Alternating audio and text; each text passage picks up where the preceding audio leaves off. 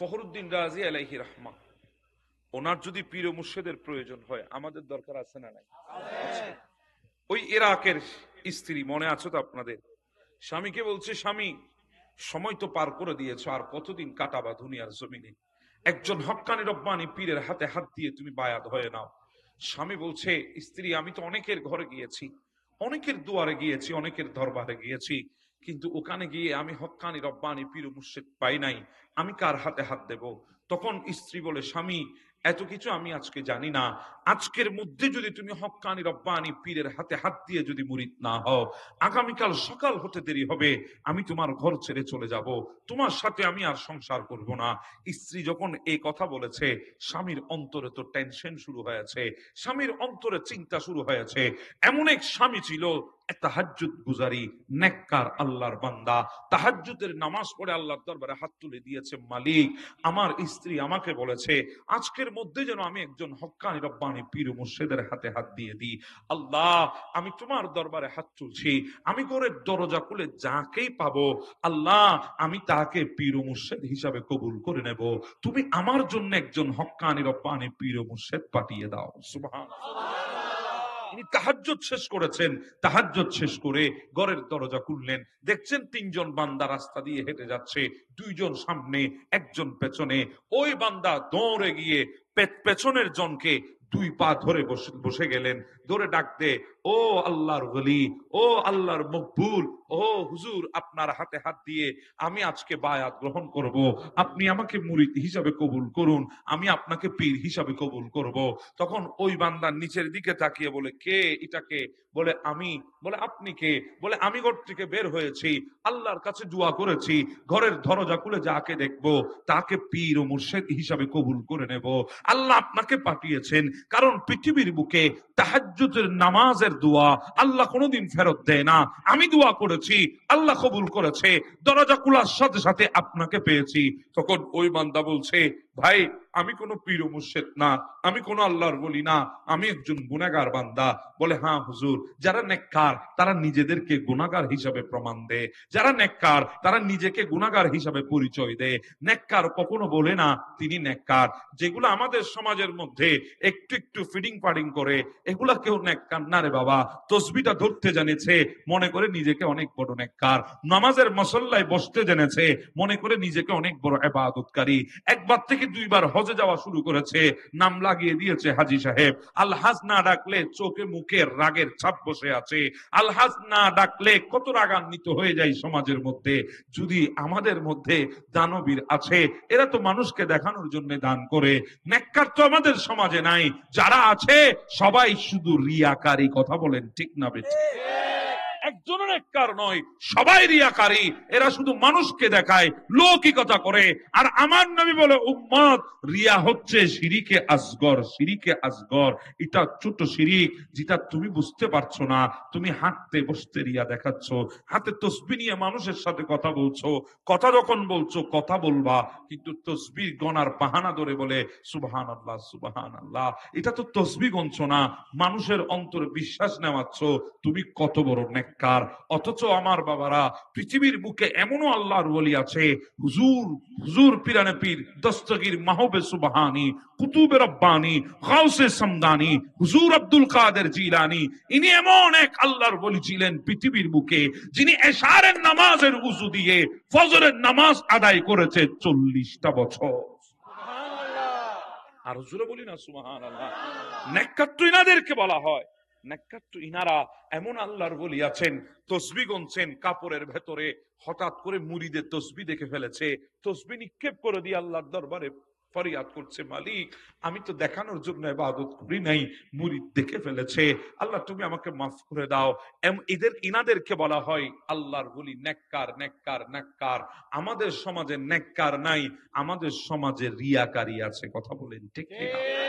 আমাদের প্রত্যেকটা কাজ, মানুষ আমাকে ভালো বলুক, মানুষ আমাকে নামাজি বলুক, মানুষ আমাকে নেককার দিনদার ফরহেজগার মুত্তাকি বলুক। কথা বলেন ঠিক না? তুই বান্দা ধরেছে, হুজুর আপনি আমাকে বায়াত করাবেন। বলে, না বাবা, আমি তোমাকে বায়াত করানোর মতো যোগ্যতা আমার নাই। বলে, আপনার কাছে সব আছে, যারা যোগ্য মানুষ তারা যোগ্যতা যেখানে সেখানে দেখাই না, আমি ভালো জানি আপনার কাছে যোগ্যতা আছে, আপনি দেখাচ্ছেন না কারণ আপনি আজিজে ইনকিসারি করছেন। বলে না আল্লাহর বান্দা, বিশ্বাস করো আমার কাছে যোগ্যতা নাই, আমি আল্লাহর ওলি নই, তুমি যা মনে করছো আমি তা নয়। তখন ওই বান্দা বলছে হুজুর আমি আপনাকে ওলি হিসাবে মেনেছি, পীর ও মুর্শিদ হিসাবে কবুল করেছি, আপনি আমাকে মুরিদ হিসাবে কবুল করুন। তখন ওই বান্দা বলছে বাবা শোনেন, আপনাকে দেখে নেককার মনে হচ্ছে, আপনার কাছে লুকাবো না, আপনার সাথে টাউটগিরি আর বাটপারি করব না, আপনাকে সত্যটা বলে দিই। ও আল্লাহর বান্দা, আমার সামনে যে দুইজন আমার বন্ধু চলে গেছে, আমরা তিনজন হলাম চোর, আমরা রাতের বেলায় মানুষের ঘর চুরি করি, মানুষের ঘরে ঢুকে ঢুকে চুরি করি। আজকে আমরা প্ল্যানিং করেছি ওই সামনে যে একটা বড় ঘর দেখা যাচ্ছে ওই ঘরের মধ্যে ঢুকে আমরা চুরি করব। আপনার কারণে আমি পেছনে রয়ে গেলাম, আমার দুই বন্ধু আপনাকে দেখে পালিয়ে চলে গেছে, এইটুকুর মধ্যে আমি আমার পরিচয় আপনাকে দিয়ে দিলাম। তখন ওই আল্লাহর বন্ধু আল্লাহর বান্দা বলছে হুজুর আপনি যাই বলেন আমি কিন্তু আপনাকে আজকে ছাড়বো না, আপনি চুর হলে চুর, আমি আল্লাহর দরবারে দোয়া করেছি আল্লাহ নেক কাজ ছাড়া কোনো পথকার আমার সামনে পাঠাবে না, আপনি হক্কানি রব্বানি পীর ও মুর্শিদ, আপনার হাতে হাত দেওয়ার জন্য এসেছি, আপনাকে পীর হিসাবে কবুল করেছি, আপনি আমাকে মুরিদ হিসাবে কবুল করবেন। নাসর বান্দা ছাড়ে না। তখন ওই চোর তিনি ডাক দিয়ে বলছেন ওগো আল্লাহর বান্দা, ঠিক আছে তাহলে আপনি এখানে বসেন, আমি সামনের ঘরে যাচ্ছি, আপনি দেখবেন আমি কি করছি, আমি আপনাকে দেখাবো আমি যে চোর সেটার প্রমাণ দেব। তখন ওই আল্লাহর বান্দা বলছেন আমাকেও নিয়ে যান। বলে না না রে বাবা না, আমি জীবনে কোনোদিন কোনো নেকি করতে পারি নাই, আমি জীবনে কোনোদিন কোনো আমল করতে পারি নাই, আমি জীবনে অনেকগুলা গুনাহ করেছি, কিন্তু আপনার মতো একজন তাহাজ্জুদ গুজারি মানুষকে আমার চুরের সাথে শামিল করে আমি আপনাকে গুনাহগার বানাইতে পারবো না। এতটুকু অপরাধী আমি নই, আরেকজনকে আমার অপরাধে অপরাধী বানাতাম। কারণ চুরি যে করে আর যে সহে, প্রত্যেকটা কাজের ক্ষেত্রে অন্যায় যে করে যে সহে, তারা একেই অপরাধে অপরাধী। কথা বলেন না বাবা, ঠিক না? তারা একে অপরাধে অপরাধী। আমি আপনাকে নিতে পারবো না, আপনার আমল আমি ধ্বংস করতে পারবো না, আমি নিজেও তো কোনো নেকি করতে পারি নাই, তো আপনার নেকিগুলা ধ্বংস কেন আমি করব? আপনি এখানে বসেন, আমি যাচ্ছি, আপনি দেখবেন আমি কোথায় যাচ্ছি। তখন তিনি বসে আছেন জায়গার মধ্যে, ওই বান্দাটা গেল সামনে ওই ঘরের মধ্যে ঢুকলেন, ঢুকার পরে ওখানে একদিকে হাত দে ডান দিকে, আর বাম দিকে হাত দে, ডান দিকে হাত দিলে দেখে হাতের মধ্যে তসবিহ উঠে, বাম দিকে হাত দিলে দেখে যায় নামাজ উঠে, আর একদিকে হাত দিলে দেখে আল্লাহর কালাম কোরআনুল কারীম উঠে।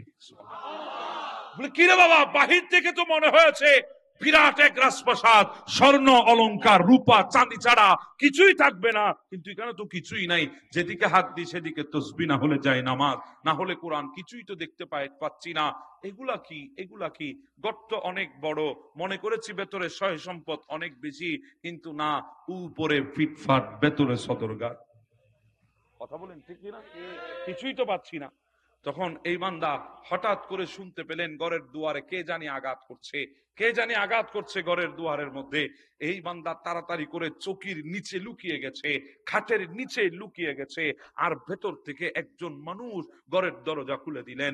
ওই বাহির থেকে আগন্তুক মানুষটা এসে বলে হুজুর আমাদের শাম দেশে আবদাল দুনিয়া থেকে চলে গেছেন, আমি আপনার কাছে এসেছি, একজন তাড়াতাড়ি আবদাল দেন যাকে শাম দেশের মধ্যে আমরা নিয়ে যাব, কারণ কোন জাতি আবদাল ছাড়া থাকতে পারে না, একজন আবদাল তাড়াতাড়ি আমাদেরকে দেন। তখন উনি বলছেন আমার এখানে তো কোনো আবদাল নাই। বলেন হুজুর কি বলেন, আপনি কৌসে পাক, আপনি আব্দুল কাদের জিলানী, আপনার দরবারে এসেছি আবদালের জন্য, আর আপনি বলছেন এখানে কোনো আবদাল নাই। হুজুর আপনি একজন আবদাল আমাদের জন্য নিযুক্ত করে দেন। এই কথা যখন বললেন তখন গৌসে পাক বলছে ও আল্লাহর বান্দা, দূরে যাইতে হবে না, তুই যখন বেশি প্রয়োজন মনে করছিস, রাতটা যখন শেষ হতে দিলি না, তাহলে যা আমার ওই খাটের নিচে একজন আছে তাকে নিয়ে যা, আমি তাকে তোদের আবদাল বানিয়ে দিয়েছি। এই বান্দা গিয়ে পা টানে, ওই বান্দা বলে আমি চোর, বলে আপনি আবদাল, বলে আমি চোর, বলে আসেন আপনি আবদাল, বলে আমি চোর। তখন টান দিয়ে যখন বের করে বলে মাফ করে দেন আমি চোর, গৌসে পাক বলে না, চুর হয়ে এসেছিস কিছুই তো পাইলি না, আমি গৌসে পাক দুনিয়ার কোন দৌলত তোকে দিই নাই, তোকে আবদালিয়ত দান করে দিয়েছি।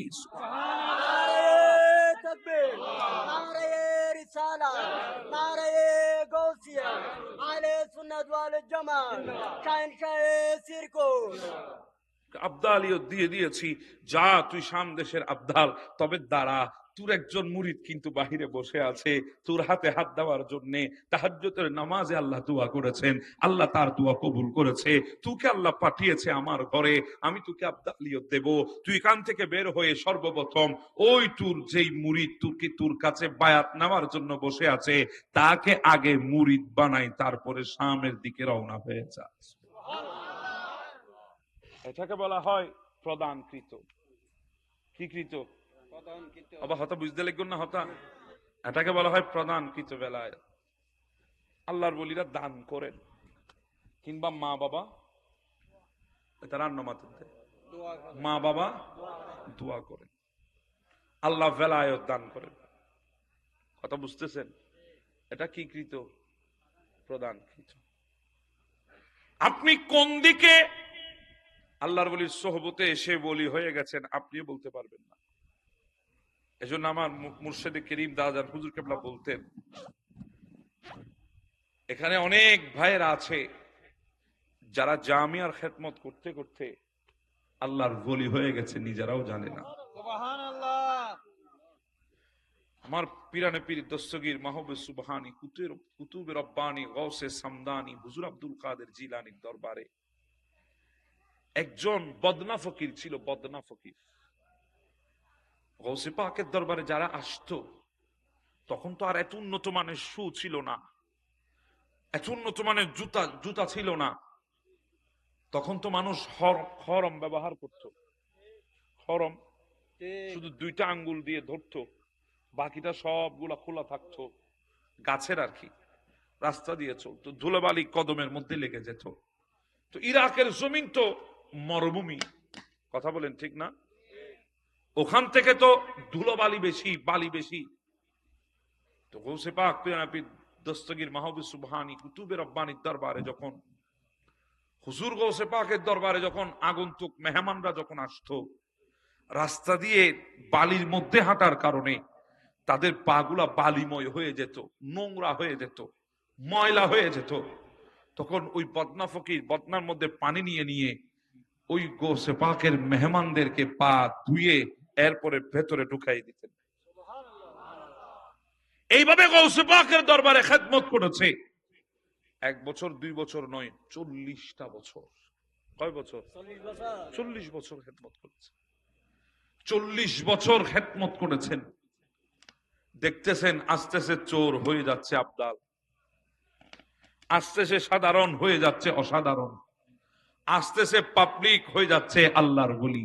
সুবহানাল্লাহ। কারণ দরবারটা তো সেই দরবার, কথা বলেন ঠিক না?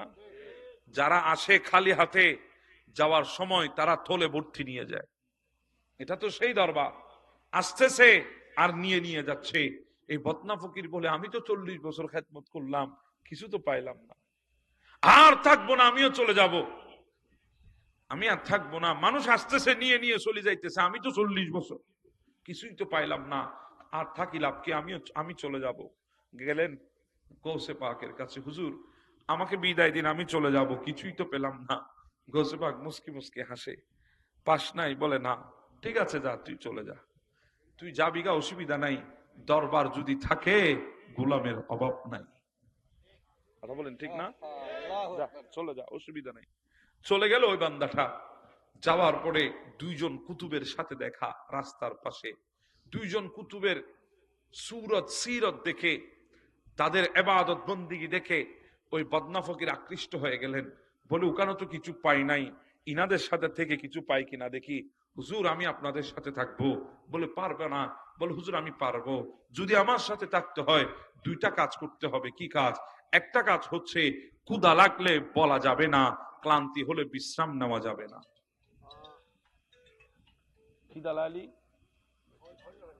খিদা লাগলে বলা যাবে না, ক্লান্তি লাগলে বিশ্রাম নেওয়া যাবে না। কি আজীব সত্য! ওই বদনা ফকির বলছে, ঠিক আছে, অসুবিধা নাই, আমি মেনে নিলাম, আগে মেনে নি, আগে যোগ দি, পরেরটা পরে দেখা যাবে। আমাকে তো না খেয়ে রাখবে না। শুরু করেছেন হাঁটা, হাঁটতে হাঁটতে হাঁটতে 24 ঘন্টা রাত আর দিনে 24 ঘন্টা সফর করেছেন, আর শেষমেশ পাচ্ছে না। আর পাচ্ছে না, ক্ষুধা লেগে গেছে, 24 ঘন্টা না খেয়ে থাকতে পারবেন? জি বলেন, পারবেন? না। 24টা ঘন্টা হাঁটতে হাঁটতে ক্ষুধা লেগে গেছে, আর পারছে না। বলে হুজুর আর পারছি না, আমাকে কিছু খেতে দেন। তখন কুতুব বলে উঠলেন, কিরে তোমাকে বলছিলাম আমাদের সাথে থাকতে হলে ক্ষুধা লেগেছে কথা বলা যাবে না। বলে হুজুর আমি এখন যদি মারা যায় এই দায়ভার কে নেবে? আপনারা তো আল্লাহওয়ালা মানুষ, আপনাদের সামনে আমি মারা যাব, এটা আপনারা সহ্য করবেন কিভাবে? হুজুর একটু কিছু খেতে দেন। তখন একজন কুতুব জায়নামাজ বিছিয়েছেন, জায়নামাজ বিছিয়ে আল্লাহর দরবারে ফরিয়াদ করেছেন। জায়নামাজ তুলতে দেখে ওই জায়নামাজের নিচে বড় একটা রুটি। বলি না সুবহানাল্লাহ, বড় একটা কি রুটি। রুটি, এই রুটিটা দেখে ওই বান্দাটা মহাখুশি, বলে খা, তাড়াতাড়ি খাই নে। রুটিটা খাইলো, পেট ঠিক আছে। বলে হুজুর পারবো এখন, চলো আবার। আবার যেতে যেতে রাতে দিনে 24 ঘন্টা, আবারও ক্ষুধা লেগে বসে আছে। যখন ক্ষুধা লেগেছে তখন বলছে হুজুর আবারও খিদা লেগেছে, একটু কিছু দেন।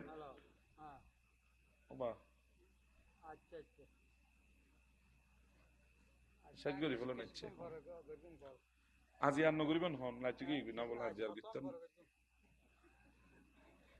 আল্লাহুম্মা মোবাইল বন্ধ করে দাও, যা ডিস্টার্ব করিব মানছে না বুঝবি।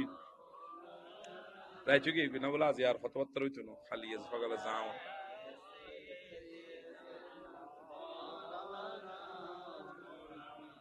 একটু আমার দিকে খেয়াল করেন। বলছি হুজুর আর পারছি না, এবার হলে কিছু দেন। 24 ঘন্টা তো না খেয়ে আমরা সফর ছিলাম, হুজুর কিছু দেন। আরেকজন কুতুব বলছে বলছিলাম আমাদের সাথে থাকলে কিছু চাওয়া যাবে না, খেতে পারবা না, ক্ষুধা লাগলে বলতে পারবা না, তখন মেনেছিলা কেন? বলে হুজুর অনেক দূরে চলে এসেছে, এখন ছেড়ে দিলে তো মরে যাবে হুজুর, আল্লাহর বস্তে। তখন আরেকজন কুতুব উনি জায়নামাজ বিছিয়ে উনি আল্লাহর দরবারে দোয়া করেছেন। দোয়া করে জায়নামাজ তুলতে দেখে জায়নামাজের নিচে একটা রুটি। সুবহানাল্লাহ বলবেন না? ওই বান্দাটা রুটি খেলেন, খাওয়ার পরে আবার সফর শুরু। যেতে যেতে আবার 24 ঘন্টা সফর হলো, আবারও ক্ষুধা লেগেছে। হুজুর আর পারছি না, ক্ষুধার জ্বালা সহ্য করতে পারছি না, মরে যাব মরে যাব। হুজুর তাড়াতাড়ি আরেকটা রুটির ব্যবস্থা করে দেন। তখন ওই দুই কুতুব বলছে আর পারবো না বাবা, দুইজনে আমরা দুইবার ব্যবস্থা করে দিয়েছি, এবার তোর রুটির তুই ব্যবস্থা কর, আমরা আর পারবো না। বলে হুজুর ঠিক আছে অসুবিধা নাই, আপনার জায়নামাজটা দেন। আপনাদের জায়নামাজটা জিএন বিছলে এগোছা রুটি বাইর ওই কুতুবকে জিজ্ঞাসা করেছিল হুজুর আরেকবার দোয়া করেন আমার জন্য আল্লাহর দরবারে, একটা রুটি চাই মাত্র। বলে আজকে আমি আর দোয়া আমরা দোয়া করব না, তোমার দোয়া তুমি করো, তোমার রুটি তুমি চাও, আজকে আমরা চাইতে পারবো না। তখন বলছে ঠিক আছে হুজুর যখন চাইবেন না, আপনাদের জায়নামাজটা আমাকে একটু দেন। যে জায়নামাজটা বিছাই বিছাই নিচে একটা একটা রুটি এনেছেন, ওই জায়নামাজটা হইলো আমারে দেন, আমিও চাই ওই জায়নামাজে বসে কিছু রুটি টুটি আনতে পারি কিনা। বিছালেন জায়নামাজ, বিছানোর পরে নিয়ে দোয়া করলেন আল্লাহর দরবারে। দোয়া করে জায়নামাজটা বসলেন, দেখছে একটা না দুইটা রুটি। আর একটা জুরি বলি না সুবহানাল্লাহ। ওই দুই কুতুব অবাক হয়ে তাকিয়ে আছে, কিরে বাবা তুমি কে? আমরা দোয়া করেছি একটা একটা পেয়েছি, তুমি তো একবারে দুইটা, তুমি কত বড় কুতুব আল্লাহ না ভালো জানে, তুমি কে? তোমার পরিচয় আমাদেরকে দাও।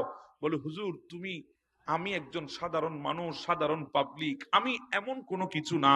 তখন এক কুতুব জিজ্ঞাসা করছে, ও আল্লাহর বান্দা তুমি কি কি দোয়া করেছো, দুইটা রুটি একসাথে পেয়েছো? বলে হুজুর আমি দোয়া করেছি আল্লাহ আপনার এই দুই কুতুব যার ওসিলায় আপনার কাছে দোয়া করেছে, আমিও তার ওসিলায় আপনার কাছে দোয়া করছি, আল্লাহ আপনি আমাকেও রুটি দান করেন। আমি জায়নামাজ উঠাই দেখি আপনারা পেয়েছেন একটা একটা, আমি পেয়ে গেলাম দুইটা। তখন ওই বান্দা জিজ্ঞাসা করছে হুজুর আপনারা কার উসিলায় দোয়া করেছেন? বলে আমরা দোয়া করেছি আমরা যখন পিরানে পীর দস্তগীরের দরবারে যেতাম, যখন হুজুরের দরবারে ঢুকতাম, ওখানে একজন বদনা ফকির ছিল, যেই ফকিরটা আমাদেরকে পা পরিষ্কার করে ধুয়ে মুছে দিয়ে গৌসে পাকের দরবারে নিয়ে যেত। ওই বদনা ফকিরের উসিলায় আল্লাহর কাছে দোয়া করেছি, আল্লাহ গৌসে পাকের দরবারে যে বদনা ফকির আছে তার উসিলায় দোয়া করছি, আল্লাহ তুমি আমাদেরকে একটা রুটি মিলাই দাও। আল্লাহ আমাদেরকে একটা রুটি মিলাই দিয়েছে। তখন ওই আল্লাহর বান্দা আফসোস করে বলছেন, হায় আল্লাহ, হায় আল্লাহ, আমি কি করেছি? আমি তো সে বদনা ফকির, আমার ওসিলা দিয়ে আমারে রুটি খাওয়াইতেছে, আমি তো আমারই চিনলাম না। তখন তিনি দৌড় দিলেন আমার গৌসে পাকের দরবারে। ইনি নিজেও জানে না গৌসে পাকের দরবারের গোলামি করতে করতে কখন কুতুব হয়ে গেছেন।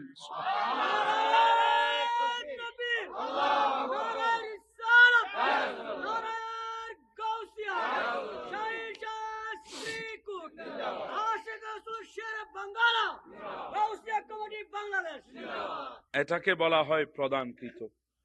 কি কৃত? জি বলেন না, কি কৃত? প্রদানকৃত। আরেকটা বাকি আছে, তিনটার কথা বলছিলাম, আরেকটা বাকি আছে, ওটা আজকে আর বলবো না। আমার ভাইজান চলে এসেছেন, ওনাকে বসিয়ে রেখে আর কষ্ট দেব না। লাস্ট একটা কথা এখানে বলে শেষ করি। আমরা তো অনেকে এখন আল্লাহর ওলিদেরকে জিন্দা মানতে চাই না, আছে না বান্দা? জিন্দা মানতে চায় না। ভারতের জমিন একটা দরবার আছে, কেচোচা দরবার শরীফ। আপনার নাম শুনেছেন কিনা আমি জানি না, বিরাট এক দরবার। আমি গুনাহগার সেখানে যাওয়ার সুযোগ হয়েছে। সেখানে একজন আল্লাহর ওলি আছে, জিন্দা পীর ফতুল্লাহ রাদিয়াল্লাহু তাআলা। জিন্দা পীর ফতুল্লাহ, উনি দুনিয়া থেকে বিদায় হয়েছেন মঙ্গলবার। কি বার বললাম? মঙ্গলবার দুনিয়া থেকে বিদায় হয়ে গেছে। ইনাকে খাটের মধ্যে শোয়ানো হলো, মুখের উপরে চাদর দিয়ে রাখা হলো। ভক্ত মুরিদ আশেকান ইনারা এসে সেখানে তালিল পড়ছে, কোরআনুল কারীমের খতম আদায় করছে। কেউ দেখার জন্য এসেছে, কিন্তু ওনার ঘরে, ওটা তো হিন্দুস্তান, ওখানে তো আমাদের হিন্দু ধর্মাবলম্বী সংখ্যা বেশি। ওনার ঘরে যে একজন খাদেমা ছিল, ঘরের কাজ টাজ করতো, উনিও হিন্দু ছিলেন মহিলাটা। ওই হিন্দু মহিলা রুমের চৌকাটের মধ্যে দাঁড়িয়ে দাঁড়িয়ে দাঁড়িয়ে দাঁড়িয়ে বলছে, মিয়া মঙ্গল মে কেসা মরা হ্যায়। অর্থাৎ ওই হিন্দু মহিলার আকীদা হচ্ছে, ইনি তো আল্লাহর ওলি মানুষ, আল্লাহর মকবুল মানুষ, বান্দা, ইনি কিভাবে মঙ্গলবারে মারা যায়? আল্লাহর যারা মকবুল তারা তো শুক্রবারে না মারা যাবে। কিবারে? জুমাবারে। তো জুমাবারের ফজিলত ওই হিন্দু মহিলাও জানে, আমরা জানলাম না। কথা বলেন ঠিক না? আমরা তো জুমাবার আসলে হাতের মধ্যে মিষ্টির কার্টুন নিয়ে ওই বিয়ের বাড়িতে চলে যাই। কথা বলেন না বাবা, ঠিক না বেঠে? আমরা তো জুমাবার আসলে হাতে মিষ্টির কার্টুন নিয়ে শ্বশুর বাড়িতে চলে যায়। আমরা জুমাবার আসলে বিবাহ শাদীর নাম দিয়ে আমরা ক্লাবগুলো ভর্তি করে হুজুরকে বলি, হুজুর তাড়াতাড়ি করেন, আমাদের বিয়ে আছে, সামাজিক বিয়ে। কথা বলেন না ভাই, ঠিক না বেঠে? ভুল হয় না বাজে কোনো? আমরা সামাজিক বিবাহ, আমাদের সবাইকে যাইতে হবে, তাড়াতাড়ি করেন। অনেকে তো আছে হুজুর মুনাজাত করিটা দেখে নাই, ডান দিকে যখন সালাম ফিরাইছে বাম হাত জুতার বক্সে। কথা বলেন না বাবা। আবার যখন বাম দিকে ফিরায় ফা একটা মসজিদের বাইরে, আছে না নাই? বাইরে গিয়ে সেলফি তুলে আরো স্ট্যাটাস দিচ্ছে, জুমা মুবারক। 2 রাকাতে জুমা মুবারকই গেছে। কথা বলেন ঠিক না? এই আমাদের অবস্থা। ওই হিন্দু মহিলা, তার আকীদা হচ্ছে মকবুল যারা, তারা জুমার দিন মারা যাবে। তুমি দাঁড়িয়ে দাঁড়িয়ে বলছেন, মিয়া মঙ্গল মে কেসা মরা হ্যায়। জিন্দা পীর ফতুল্লাহ ইনি তো শুয়ে আছেন, ইন্তেকাল করেছেন, মুখের উপর চাদর। ইনি হঠাৎ চাদরটা টান দিয়ে মুখ থেকে নিয়ে লাফ দিয়ে খাটের উপর বসে গিয়ে বলছেন, কোন দিন মরনা হ্যায়। সুবহানাল্লাহ বলবেন। সুবহানাল্লাহ। যিনি মারা গেছেন জিন্দা পীর ফতুল্লাহ, উনি উঠে গেছে, উঠে বসে বলছে, আয় মহিলা, কোন দিন মরনা হ্যায়, কোন দিন মরলে ভালো হয়? তখন ওই মহিলা বলছে, জুম্মে কাদিন, জুম্মে কাদিন, হুজুর জুমার দিন মরলে ভালো হয়। তখন হুজুর জিন্দা পীর ফতুল্লাহ বলছেন, যাও তোমরা আজকে চলে যাও, জুমার দিন আসিও। সুবহানাল্লাহ। যিনি মারা গেছেন তিনি উঠে বলছেন, যাও তোমরা চলে যাও, জুমার দিন আসিও। সবাই জুমার দিন আসলেন, হুজুর ইন্তেকাল হয়ে গেল, আবার ইন্তেকাল, দুনিয়া থেকে আবার বিদায় হয়ে গেছে। মানুষজন এসেছে, ওখানে এখন দুইটা দ্বন্দ্ব সৃষ্টি হলো, দুই গ্রুপ হয়ে গেল একটা বিষয় নিয়ে। কারণ জিন্দা পীর ফতুল্লাহ তিনি ওসিয়ত করে গেছেন, ও আল্লাহর বান্দারা, আমি যেদিন দুনিয়া থেকে বিদায় হয়ে যাব, আমার লাশটা তোমরা কবরস্থানের ভেতরে দাফন করবে না। আমার পীর, আমার মুর্শিদ, আমার আকা ওই আশরাফ জাহাঙ্গীর সেমনানি আলাইহি রাহমা, ইনার দরবারে যাওয়ার যে রাস্তাটা আছে, ওই রাস্তার মধ্যখানি স্থানে আমাকে দাফন করবা। কারণ আমি চাই আমার আকা, আমার পীর ও মুর্শিদ ওই মাখতুমে আশরাফের দরবারে যারা আসবে আশিকিন, তাদের কদমটা যেন আমার কবরের সিনা বরাবর রাখে, আমি যেন তাদের কদমটা নিতে পারি। সুবহানাল্লাহ। আশিক মানুষ, আশিকরা তো পাগলামি করবেই।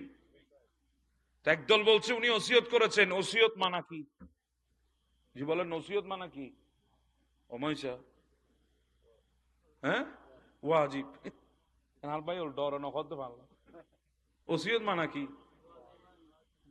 ওসিয়ত মানতে হবে, না মানলে গুনাহগার হবেন। মৃত ব্যক্তি যদি ওসিয়ত করে দেয়, ওসিয়ত গুলো কি করতে হবে? যদি শরীয়ত সম্মত হয়। কি সম্মত? শরীয়ত সম্মত।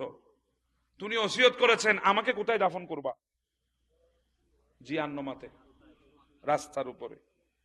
তো আরেক দল বলছেন, বলে না, মুর্দা দুনিয়ার জমিন থেকে যাওয়ার পরে, একজন মানুষ ইন্তেকাল করার পরে তার ইজ্জত কমে না বরং বেড়ে যায়। ইজ্জত কমে না বরং বেড়ে যায়। কেমন বাড়ে? একজন ইন্তেকাল করেছেন মইয়ত, ওনার ইজ্জত জমিন থেকে আসমান পর্যন্ত হয়। এজন্য কবর দেওয়ার পরে ওই কবরের উপরে হাঁটা যাবে না, ওই কবরের উপরে কোনো কিছু বানানো যাবে না। দালান কোটা, ঘর বাড়ি, মেনশন মঞ্জিল কোনো কিছু বানানো যাবে না। এখন তো আমরা অনেকে আছি কবরস্থান ভাঙি, আমরা বিল্ডিং তুলতেছি, আছে না নাই? এত কিছু আমাদের মাথায় নাই, জায়গা কুলাইতেছেন আমাদের। কথা বলেন ঠিক না? তো যারা শরীয়তের আলেম ওনারা বলছেন না, উনি ওসিয়ত করেছেন, উনি আশেক মানুষ, উনি আশকের মধ্যে পড়ে ওসিয়ত করেছেন, কিন্তু ওটা তো শরীয়ত সম্মত নয়, ওনাকে গোরস্থানে দাফন করতে হবে। কয় দল হয়ে গেল? দুই দল। মাঝখানে আরেকজন আল্লাহর বলি বুজুর্গ মানুষ, ইনি বলছেন, শোনো, তোমরা দুইটা কবর খনন করো, একটা কবর এই রাস্তার এক পাশে, রাস্তার উপরে না, রাস্তার এক পাশে খনন করবে, আর একটা কবর ওই গোরস্থানের ভেতরে খনন করবে। এবার জিন্দা পীর ফতুল্লাহকে দুই কবরের পারে নিয়ে যাবা, তিনি যেখানে নামতে চাই সেখানে নামিয়ে দিবা। ইয়া খবর বাঁচিবার দায়িত্ব হারে ওই তারা নামাতে দে, খবর বাঁচিবার দায়িত্ব হারে দেবা, মইয়তেরও খবর বাঁচিবার দায়িত্ব দে। নিয়ে যাওয়া হলো, আগে সর্বপ্রথম গোরস্থানের ভেতরে কবরের পাশে রেখে দেওয়া হয়েছে ওনাকে। দেখা যাচ্ছে ওনার কোন নড়াচড়া নয়। কেউ একজন বলে উঠলো, হুজুর মুর্দা কি আবার নিজে নিজে কবরে নামতে পারে? হুজুর আর এদিক ওদিক নেব না, আমরা এখানে দাফন করে দেব। ওই মকবুল বান্দাটা, বুজুর্গ বান্দাটা বলছেন, না, ওখানেও একটু নিয়ে দেখো, রাস্তার পাশে যে কবরটা খনন করেছো সেখানেও নিয়ে দেখো, যদি ওখানে নেমে যায়, আর যদি না নামে তাহলে তোমরা এখানে এনে দাফন করে দিও। ওই রাস্তার পাশে কবরের কিনারায় আনলো। সবাই কথা বলার মধ্যে যখন মগ্ন হয়ে গেছে, দৃষ্টি যখন সরে গেছে, হঠাৎ দেখছে খাট থেকে জিন্দা পীর ফতুল্লাহ নেমে ইনি কবরের মধ্যে শুয়ে গেছেন। আর তো জোরে বলি না সুবহানাল্লাহ। ইনি কবরের মধ্যে শুয়ে গেছেন, কবরের মধ্যে শায়িত হয়ে গেছেন। তো অনেকজন বলছে, ওই দেখো জিন্দা পীর ফতুল্লাহ তো কবরের মধ্যে নেমে গেছে। তখন ইনাকে দাফন দেওয়া হচ্ছে। তো দাফন দিতে একটু সময় লাগছে না, কারণ সেখানে বাঁশ আছে, সাটায় আছে, মাটি দিতে হচ্ছে, একটু সময় তো লাগছে। তখন জিন্দা পীর ফতুল্লাহ মুখ থেকে কাফনের কাপড় সরিয়ে ডাক দিয়ে বলছেন, জলদি করনা মেরে কবর মে মেরে রসুল আ গিয়া। আমাকে তাড়াতাড়ি করো, আমার কবরের মধ্যে আমার নবী এসে গেছে।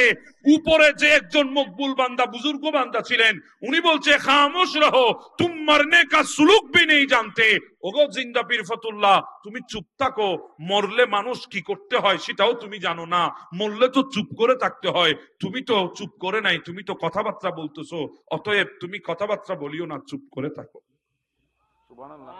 এখন এখানে অনেক ভাইরা বলবেন হুজুর এগুলা বানায় বানায় কোত্থেকে বলেন? এগুলো আমি যখন বানায় বলছি তাহলে আপনি গিয়ে আবু নঈম ইসফাহানি উনি দালাইলুন নবুয়ার মধ্যে লিখেছেন আমার নবীর এক সাহাবী রবি বিন হিরাস রাদিয়াল্লাহু তাআলা ইনি দুনিয়া থেকে বিদায় হয়ে গেছেন। ইনার কাফন দেওয়ার জন্য ইনার ভাই দোকানে গিয়েছে কাফনের কাপড় আনতে। দেরি যখন হচ্ছে, রবি বিন হিরাস দুনিয়া থেকে বিদায় হয়ে গেছে, মুখের উপর চাদর দিয়ে ইনার লাশকে শোয়ে রাখা হয়েছে।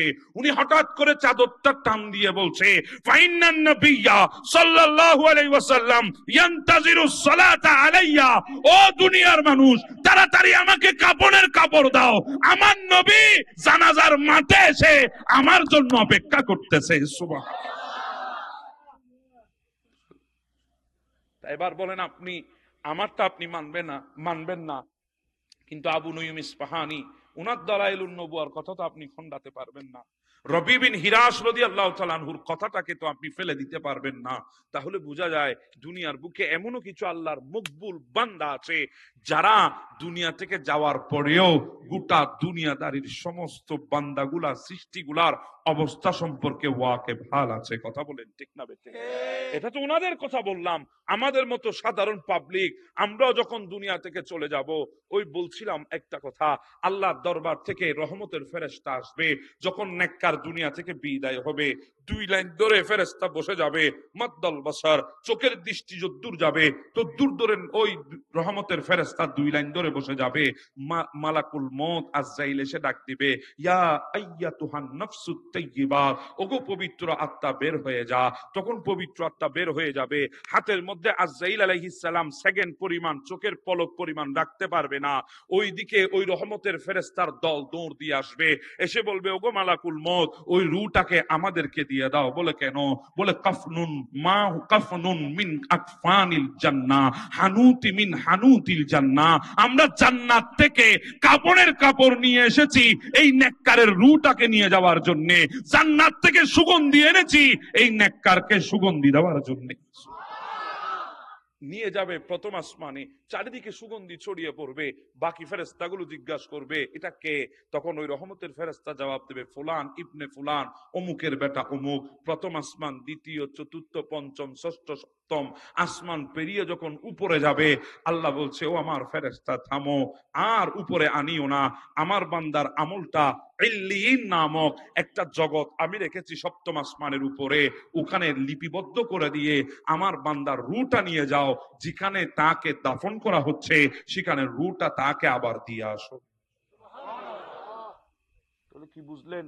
রূহ আবার আসবে, রূহ আবার কবর দেওয়ার পরে রূহ আবার আসবে। না আসলে জিজ্ঞাসা কাকে করবে? মান রব্বুকা, জিজ্ঞাসা কাকে করবে? মা দীনুকা, জিজ্ঞাসা কাকে করবে?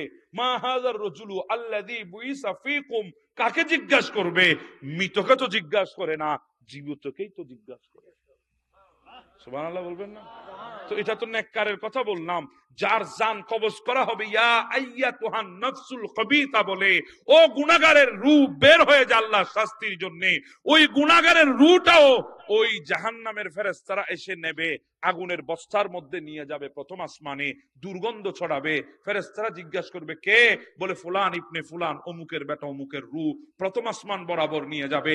আল্লাহ বলে প্রথম আসমানের উপরে আর আনবি না, দুর্গন্ধ ছড়াচ্ছে, এটাকে জমিনে নিয়ে যা।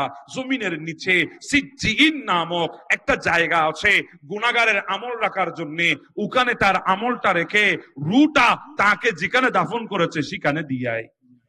তাহলে বোঝা গেল গুনাহগারকেও রূহ ফেরত দেওয়া হবে, গুনাহগারকেও রূহ ফেরত দেওয়া হবে।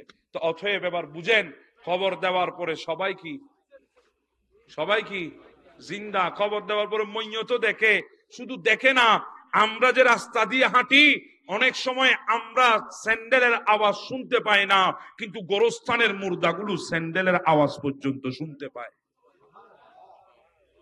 কথা বুঝতেছেন আমার কথা? আল্লাহ পাক আমাদেরকে আল্লাহর ওলির শানগুলো বুঝার তৌফিক দান করে দিন। ভাইয়েরা বিষয় দিয়েছেন, আমি যদ্দূর পেরেছি বলার চেষ্টা করেছি। আল্লাহ পাক সেই মোতাবেক আমাদেরকে আমল করার তৌফিক দান করে দিক। আমিন। ওয়া আখিরু দাওয়ানা আনিল হামদুলিল্লাহি রাব্বিল আলামিন। আসসালামু আলাইকুম ওয়া রাহমাতুল্লাহ। মারহাবা মারহাবা।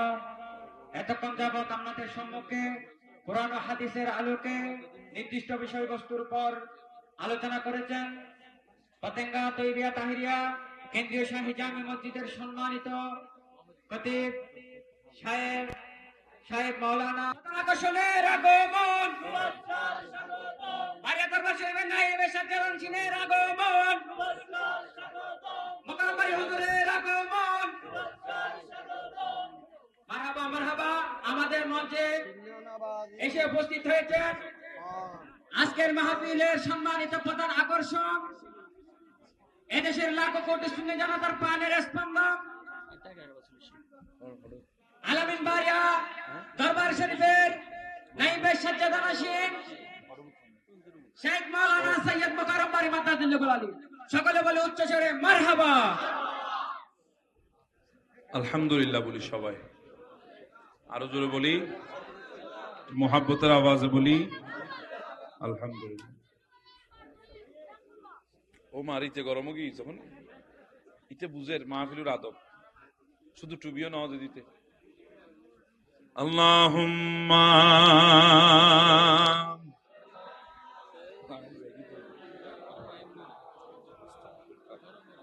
আর সময় দিবি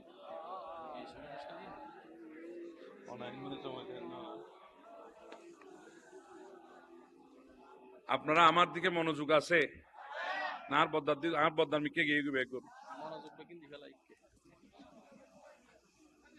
ওবা গিয়া করুন ওবা মাহফিল তেরা মকাম ইয়াসিনো তো তেরা হি নাম খৈরুল বশর পর লাখো সালাম লাখো দরুদ খৈরুল বশর পর লাখো সালাম লাখো দরুদ। সবাই বলি মারহাবা। আপনাদের দৃষ্টি আছে তো আমার দিকে? স্মরণে সাথে সাথে জশ্নে গৌসুল ওয়ারা উদযাপন উপলক্ষে 10তম আজিম ও শান নুরানি মিলাদ মাহফিল 2024 সম্মানিত সভাপতি, আপনাদের সবারই সুপরিচিত বিশিষ্ট সমাজসেবক শিক্ষাবিদ আলহাজ মোহাম্মদ সালেহ আকরাম সাহেব, আজকের মাহফিলের সম্মানিত উদ্বোধক আলহাজ সৈয়দ আবু তালেব ফকির সাহেব, সভাপতি গাউসিয়া কমিটি বাংলাদেশ 4 নম্বর বটতলী ইউনিয়ন শাখা আনোয়ারা চট্টগ্রাম। বিশেষ করে আজকের মাহফিলের প্রধান আকর্ষণ, আমার পরপরই আপনাদের সামনে তশরিফ রাখবেন মুজাহিদ আহলে সুন্নাহ সুন্নিয়তের বলিষ্ঠ কণ্ঠস্বর, হাজারো যুবকের প্রাণে স্পন্দন শাহজাদা শেখ মাওলানা সৈয়দ মুকাররম বারি সাহেব কেবলা মুদ্দাসিল আলী সাহেব, নায়েবে সাজ্জাদানশীন চট্টলার ঐতিহ্যবাহী আল আমিন বারিয়া দরবার শরীফ চান্দগাঁও চট্টগ্রাম। আজকের মাহফিলের পূর্বক্ষণে তকরির পেশ করেছেন আপনাদের সবার সুপরিচিত সুন্নিয়তের বলিষ্ঠ কণ্ঠস্বর প্রবীণ আলেমে দ্বীন হযরতুল আল্লামা জনাবে মাওলানা আহমদ নূর আল কাদরি সাহেব কেবলা মুদ্দাজিল্লাহুল আলী, আরবি প্রভাষক সুনাম ধন্য ডুমুরিয়া শাহী দরবার মোহাম্মদিয়া কুদ্দুসিয়া সিনিয়র মাদ্রাসা আনোয়ারা চট্টগ্রাম। আজকের মাহফিলের অন্যতম আলোচক হযরতুল আল্লামা জনাবে মাওলানা মুহাম্মদ আমিনুল হক আল কাদরি মুদ্দাজিল্লাহুল আলী সাহেব, সুনাম ধন্য খতিবে মুকাররম বটতলী নতুন গুচ্ছগ্রাম হযরত আয়েশা সিদ্দিকা রাদিয়াল্লাহু তাআলা আনহা জামে মসজিদ, বটতলী, আনোয়ারা, চট্টগ্রাম।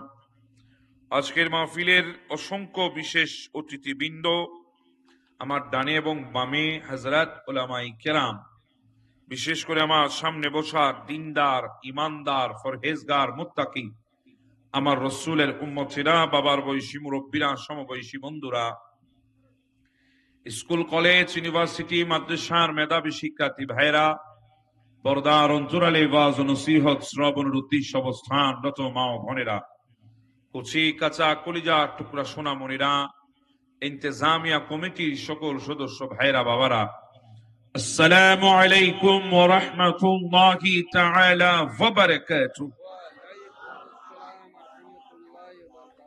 সর্বপ্রথম মহান রব্বুল আলামিনের আলীশান পাক দরবারে শুকরিয়া জ্ঞাপন করছি, যিনি আমাদেরকে অত্যন্ত দয়া মেহেরবানি করে আজকের এই আজিম ও শান নূরানি মাহফিলে আসার বসার সুযোগ ও তৌফিক তাকত ও হিম্মত দান করেছেন। সেই মালিকে আরজুস সামা, মালিকে কুল কায়না রব্বে জলিলের দরবারে শুকরিয়া খান। সবাই উচ্চ স্বরে মোহাব্বতে একই আওয়াজে বলিন আলহামদুলিল্লাহ। সাথে সাথে অসংখ্য বেহদ দরুদের নজরানা পেশ করছি আকায়ে নামেদার, তাজদারে মদিনা, সুরুরে কলবসিনা, রহমত কা হাজিনা, আকা নবী মুহাম্মদ রাসূলুল্লাহ সাল্লাল্লাহু তাআলা আলাইহি ওয়াসাল্লামের নূরানি আকদাসে আজকের মাহফিল থেকে হাজারো সালামি পেশ করছি পিরানে পীর দস্তগীর মাহবে সুবহানি, কুতুবে রব্বানি, গৌসে সমদানি, মুশকিলে আসানি, গৌসুল ওয়ারা, গৌসুস সাকালাইন, আবু মুহাম্মদ আব্দুল কাদের জিলানি ওয়াল গিলানি, গৌসুল আজম রাদিয়াল্লাহু তাআলা আনহুর দরবারে শুকরিয়া জ্ঞাপন করছি আপনারা যারা আজকের মাহফিলে উপস্থিত হয়েছেন, মূল্যবান সময় আজকের এই মাহফিলে দেওয়ার চেষ্টা করছেন। ইন্তেজামিয়া কমিটির যারা ইন্তেজাম করেছেন সবার শুকরিয়া জ্ঞাপন করছি। আল্লাহ পাক আমাদের আসা যাওয়া সাহাবী দাওয়াতের ইন্তেজামকে আল্লাহ কবুল আর মঞ্জুর করে নিন। মাহফিলের পক্ষ থেকে আমাকে একটা বিষয়বস্তু নির্ধারণ করে দেওয়া হয়েছে। পিরানে পীর দস্তগীর মাহবে সুবহানি, কুতুব রব্বানি, গৌসে সমদানি, মুশকিল আসানি, হুজুর গৌসে পাক আব্দুল কাদের জিলানির জীবনী এবং গৌসে জামা হাফেজ কারি সৈয়দ মোহাম্মদ তৈব শাহ কিবলা কাবা কেন গৌসিয়া কমিটি বাংলাদেশ প্রতিষ্ঠা করেছিলেন, এই বিষয়ের উপর আলোচনা করার জন্য আমাকে ভাইয়েরা বলেছেন। আলোচনা দুটোটাই মহাসমুদ্র বিষয়বস্তু। আমি চেষ্টা করব আপনাদের সামনে যদ্দূর পারি তদ্দূর তুলে ধরার চেষ্টা করব। আল্লাহ পাক আমাদেরকে বুঝার এবং আমল করার তৌফিক দান করে দিন। পৃথিবীর জমিনে আল্লাহ পাক আমাদেরকে পাঠিয়েছেন, দুনিয়ার বুকে আমাদের আগমন হয়েছে। দুনিয়ায় আসার পর দুনিয়া বুঝার শুরু থেকে কেন জানি কিছু মহামনষীর নাম শুনলে আমাদের দিলের মধ্যে অটোমেটিকলি একটা মোহাব্বত, আদব, একটা শ্রদ্ধা কাজ করে। কথা বলেন ঠিক না? আমাদের মুরব্বীরা তেমনটা আমাদেরকে শিক্ষা দিয়েছে এমনটা নয়, কেন জানি এনাদের নামগুলা শুনলে আমাদের দিলের মধ্যে অটোমেটিকলি একটা মোহাব্বত পয়দা হয়। যেমনটি পিরানে পীর দস্তগীর মাহবে সুবহানি, কুতুবে রব্বানি, হুজুর আব্দুল কাদের জিলানি, ইনার বাড়ি বাংলাদেশের কোথাও নাই। কথা বলেন ঠিক না? ইনাকে আমরা দেখি নাই, কিংবা আমাদের পূর্বপুরুষ যারা ছিলেন দুনিয়ার বুকে তাদের মধ্যে দেখেছেন কিনা তাও সন্দেহ আছে। এরপরেও হুজুর গৌসে পাকের কথা শুনলে আমাদের অন্তরের মধ্যে একটা মোহাব্বত পয়দা হয় কি হয় না? তার কারণ কি? আমরা তো দেখার পরে আমাদের অন্তরের মধ্যে মহাব্বত জাগে, একবার দেখলে অন্তরে মহাব্বত পয়দা হয়। কথা বলেন ঠিক না? একটু আওয়াজ গুলা করবেন না আল্লাহর বাস্তে। বাবা সাড়ে কেন হাবিল নামালে জনগুই এটা গড়গুড়ো নগর এডো বা সা খাবিল লাচ্ছি দিনা সাড়ে দুয়ানন্দ নাই দিনা 14 বছর। আমি কথাগুলো খুব কষ্ট করে বলার চেষ্টা করছি, আপনারা শুনেন। এগুলো যদি এভাবে যদি কথা হয় তাহলে আমার কথা বলার আন্দাজটা নড়ে যাবে, আমি আর কথা বলতে পারবো না।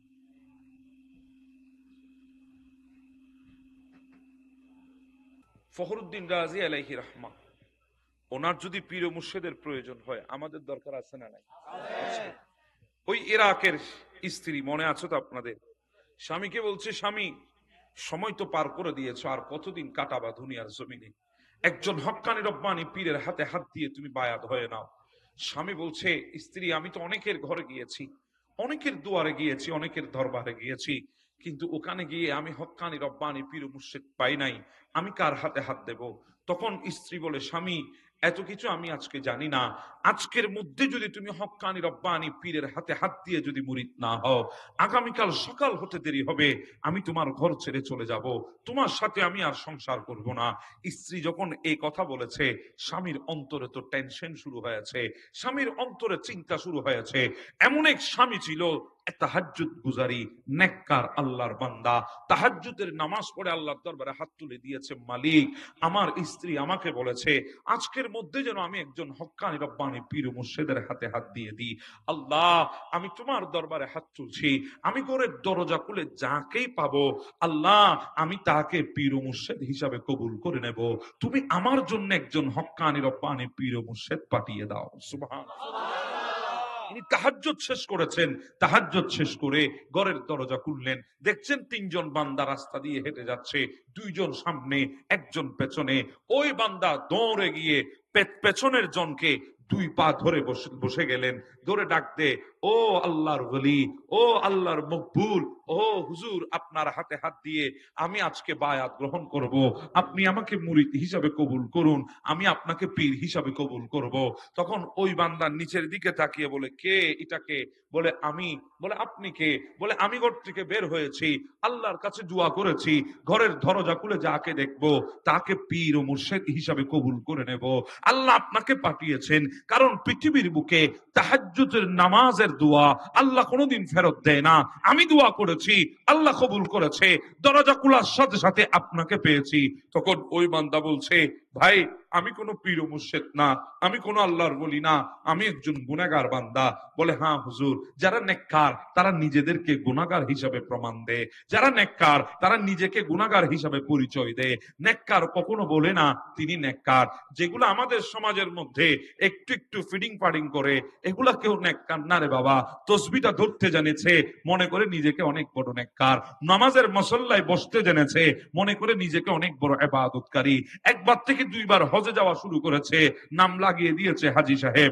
আলহাজ না ডাকলে চোখে মুখে রাগের ছাপ বসে আছে, আলহাজ না ডাকলে কত রাগান্বিত হয়ে যায় সমাজের মধ্যে। যদি আমাদের মধ্যে দানবীর আছে, এরা তো মানুষকে দেখানোর জন্য দান করে, নেককার তো আমাদের সমাজে নাই। যারা আছে সবাই শুধু রিয়াকারী। কথা বলেন ঠিক না বেঠিক? একজনের নেককার নয়, সবাই রিয়াকারী। এরা শুধু মানুষকে দেখায়, লৌকিকতা করে। আর আমার নবী বলে, উম্মত রিয়া হচ্ছে শিরিকে আসগর। শিরিকে আসগর এটা ছোট শিরিক, যেটা তুমি বুঝতে পারছো না। তুমি হাঁটতে বসতে রিয়া দেখাচ্ছ, হাতে তসবিহ নিয়ে মানুষের সাথে কথা বলছো, কথা যখন বলছো কথা বলবা, কিন্তু তসবিহ গনার বাহানা ধরে বলে সুবহানাল্লাহ সুবহানাল্লাহ, এটা তো তসবিহ গনছো না, মানুষের অন্তরে বিশ্বাস নেওয়াচ্ছ তুমি কত বড় নেককার। অথচ আমার বাবারা, পৃথিবীর বুকে এমনও আল্লাহর ওলি আছে, হুজুর হুজুর পিরানে পীর দস্তগীর মাহবে সুবহানি, কুতুবে রব্বানি, গাউসে সামদানি, হুজুর আব্দুল কাদের জিলানি, ইনি এমন এক আল্লাহর ওলি ছিলেন পৃথিবীর বুকে, যিনি এশারের নামাজের উযু দিয়ে ফজরের নামাজ আদায় করেছে 40টা বছর। আর হুজুরে বলি না সুবহানাল্লাহ। নেককার তো ইনাদেরকে বলা হয়, নেককার তো ইনারা।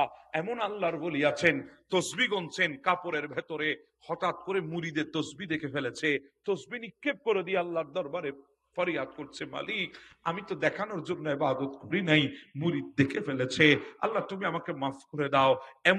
ইনাদেরকে বলা হয় আল্লাহর ওলি, নেককার নেককার নেককার। আমাদের সমাজে নেককার নাই, আমাদের সমাজে রিয়াকারী আছে। কথা বলেন ঠিক কিনা?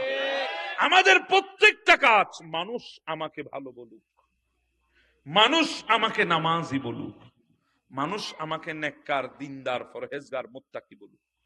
কথা বলেন ঠিক না? তুই বান্দা ধরেছে, হুজুর আপনি আমাকে বায়াত করাবেন। বলেন হ্যাঁ বাবা, আমি তোমাকে বায়াত করানোর মতো যোগ্যতা আমার নাই। বলে আপনার কাছে সব আছে, যারা যোগ্য মানুষ তারা যোগ্যতা যেখানে সেখানে দেখাই না। আমি ভালো জানি আপনার কাছে যোগ্যতা আছে, আপনি দেখাচ্ছেন না কারণ আপনি আজিজি ইনকিসারি করছেন। বলে না আল্লাহর বান্দা, বিশ্বাস করো আমার কাছে যোগ্যতা নাই, আমি আল্লাহর ওলি নই, তুমি যা মনে করছো আমি তা নয়। তখন ওই বান্দা বলছে, হুজুর আমি আপনাকে ওলি হিসাবে মেনেছি, পীর ও মুর্শিদ হিসাবে কবুল করেছি, আপনি আমাকে মুরিদ হিসাবে কবুল করুন। তখন ওই বান্দা বলছে, বাবা শোনেন, আপনাকে দেখে নেককার মনে হচ্ছে, আপনার কাছে লুকাবো না, আপনার সাথে টাউটগিরি আর বাটপারি করব না, আপনাকে সত্যটা বলে দিই। ও আল্লাহর বান্দা, আমার সামনে যেজন দুইজন আমার বন্ধু চলে গেছে, আমরা তিনজন হলাম চোর। আমরা রাতের বেলায় মানুষের ঘর চুরি করি, মানুষের ঘরে ঢুকে ঢুকে চুরি করি। আজকে আমরা প্ল্যানিং করেছি, ওই সামনে যে একটা বড় ঘর দেখা যাচ্ছে, ওই ঘরের মধ্যে ঢুকে আমরা চুরি করব। আপনার কারণে আমি পেছনে রয়ে গেলাম, আমার দুই বন্ধু আপনাকে দেখে পালিয়ে চলে গেছে, এইটুকুর মধ্যে আমি আমার পরিচয় আপনাকে দিয়ে দিলাম। তখন ওই আল্লাহর বন্ধু, আল্লাহর বান্দা বলছে, হুজুর আপনি যাই বলেন, আমি কিন্তু আপনাকে আজকে ছাড়বো না। আপনি চুর হলে চুর, আমি আল্লাহর দরবারে দোয়া করেছি, আল্লাহ নেককার ছাড়া কোনো পথকার আমার সামনে পাঠাবে না। আপনি হক্কানি রব্বানি পীর ও মুর্শিদ, আপনার হাতে হাত দেওয়ার জন্য এসেছি, আপনাকে পীর হিসাবে কবুল করেছি, আপনি আমাকে মুরিদ হিসাবে কবুল করবেন। নাসর বান্দা ছাড়ে না। তখন ওই চোর তিনি ডাক দিয়ে বলছেন, ওগো আল্লাহর বান্দা, ঠিক আছে তাহলে আপনি এখানে বসেন, আমি সামনের ঘরে যাচ্ছি, আপনি দেখবেন আমি কি করছি, আমি আপনাকে দেখাবো আমি যে চোর সেটার প্রমাণ দেব। তখন ওই আল্লাহর বান্দা বলছেন, আমাকেও নিয়ে যান। বলে না না রে বাবা না, আমি জীবনে কোনোদিন কোনো নেকি করতে পারি নাই, আমি জীবনে কোনোদিন কোনো আমল করতে পারি নাই, আমি জীবনে অনেকগুলা গুনাহ করেছি, কিন্তু আপনার মতো একজন তাহাজ্জুদ গুজারি মানুষকে আমার চুরের সাথে শামিল করে আমি আপনাকে গুনাহগার বানাইতে পারবো না। এতটুকু অপরাধী আমি নই, আরেকজনকে আমার অপরাধে অপরাধী বানাতাম। কারণ চুরি যে করে আর যে সহে, প্রত্যেকটা কাজের ক্ষেত্রে অন্যায় যে করে যে সহে, তারা একেই অপরাধে অপরাধী। কথা বলেন না বাবা, ঠিক না? তারা একেই অপরাধে অপরাধী। আমি আপনাকে নিতে পারবো না, আপনার আমল আমি ধ্বংস করতে পারবো না, আমি নিজেও তো কোনো নেকি করতে পারি নাই, তো আপনার নেকিগুলা ধ্বংস কেন আমি করব? আপনি কেন বসেন, আমি যাচ্ছি, আপনি দেখবেন আমি কোথায় যাচ্ছি। তখন তিনি বসে আছেন জায়গার মধ্যে, ওই বান্দাটা গেল সামনে, ওই ঘরের মধ্যে ঢুকলেন। ঢুকার পরে ওখানে একদিকে হাত দে ডান দিকে, আর বাম দিকে হাত দে। ডান দিকে হাত দিলে দেখে হাতের মধ্যে তসবিহ উঠে, বাম দিকে হাত দিলে দেখে জায়নামাজ উঠে, আর একদিকে হাত দিলে দেখে আল্লাহর কালাম কোরআনুল কারীম উঠে। বলে কি রে বাবা, বাহির থেকে তো মনে হয়েছে বিরাট এক রাজপ্রাসাদ, স্বর্ণ অলংকার রূপা চাঁদি ছাড়া কিছুই থাকবে না, কিন্তু এখানে তো কিছুই নাই। যেদিকে হাত দিই সেদিকে তসবিহ, না হলে জায়নামাজ, না হলে কোরআন, কিছুই তো দেখতে পাচ্ছি না। এগুলা কি গর্ত অনেক বড়, মনে করেছি ভেতরে সয় সম্পদ অনেক বেশি, কিন্তু না, উপরে ফিটফাট, ভেতরে সদরঘাট। কথা বলেন ঠিক না? কিছুই তো পাচ্ছি না। তখন এই বান্দা হঠাৎ করে শুনতে পেলেন ঘরের দুয়ারে কে জানি আঘাত করছে ঘরের দুয়ারের মধ্যে। এই বান্দা তাড়াতাড়ি করে চৌকির নিচে লুকিয়ে গেছে, খাটের নিচে লুকিয়ে গেছে, আর ভেতর থেকে একজন মানুষ ঘরের দরজা খুলে দিলেন। ওই বাহির থেকে আগন্তুক মানুষটা এসে বলে, হুজুর আমাদের শাম দেশে আবদাল দুনিয়া থেকে চলে গেছেন, আমি আপনার কাছে এসেছি, একজন তাড়াতাড়ি আবদাল দেন, যাকে শাম দেশের মধ্যে আমরা নিয়ে যাব, কারণ কোন জাতি আবদাল ছাড়া থাকতে পারে না, একজন আবদাল তাড়াতাড়ি আমাদেরকে দেন। তখন উনি বলছেন, আমার এখানে তো কোনো আবদাল নাই। বলেন হুজুর কি বলেন, আপনি কৌসে পাক, আপনি আব্দুল কাদের জিলানী, আপনার দরবারে এসেছি আবদালের জন্য, আর আপনি বলছেন এখানে কোনো আবদাল নাই। হুজুর আপনি একজন আবদাল আমাদের জন্য নিযুক্ত করে দেন। এই কথা যখন বললেন, তখন গৌসে পাক বলছে, ও আল্লাহর বান্দা, দূরে যাইতে হবে না, তুই যখন বেশি প্রয়োজন মনে করছিস, রাতটা যখন শেষ হতে দিলি না, তাহলে যা আমার ওই খাটের নিচে একজন আছে, তাকে নিয়ে যা, আমি তাকে তোদের আবদাল বানিয়ে দিয়েছি। এই বান্দা গিয়ে পা টানে, ওই বান্দা বলে আমি চোর, বলে আপনি আবদাল, বলে আমি চোর, বলে আসেন আপনি আবদাল, বলে আমি চোর। তখন টান দিয়ে যখন বের করে বলে মাফ করে দেন আমি চোর, গৌসে পাক বলে না, চুর হয়ে এসেছিস, কিছুই তো পাইলি না। আমি গৌসে পাক দুনিয়ার কোন দৌলত তোকে দিই নাই, তোকে আবদালিয়ত দান করে দিয়েছি।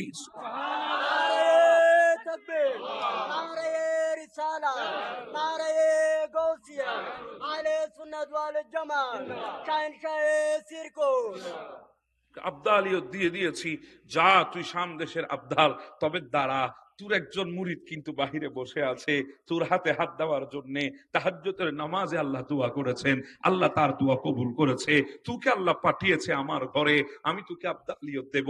তুই এখান থেকে বের হয়ে সর্বপ্রথম ওই তোর যেই মুরিদ তোর কাছে বায়াত নেওয়ার জন্য বসে আছে, তাকে আগে মুরিদ বানাই, তারপরে শামের দিকে রওনা হয়ে যা। এটাকে বলা হয় প্রদানকৃত। কি কৃত? আবার হতা বুঝতে লাগবে না, হতা এটাকে বলা হয় প্রদানকৃত বেলায়। আল্লাহর বলিরা দান করেন, কিংবা মা বাবা মা বাবা দোয়া করেন, আল্লাহ বেলায়ত দান করেন। কথা বুঝতেছেন? এটা কি কৃত? প্রদানকৃত। আপনি কোন দিকে আল্লাহর বলির সোহবতে এসে বলি হয়ে গেছেন, আপনিও বলতে পারবেন না। এজন্য আমার মুর্শিদে করিম দাদাজান হুজুর কেবলা বলতেন,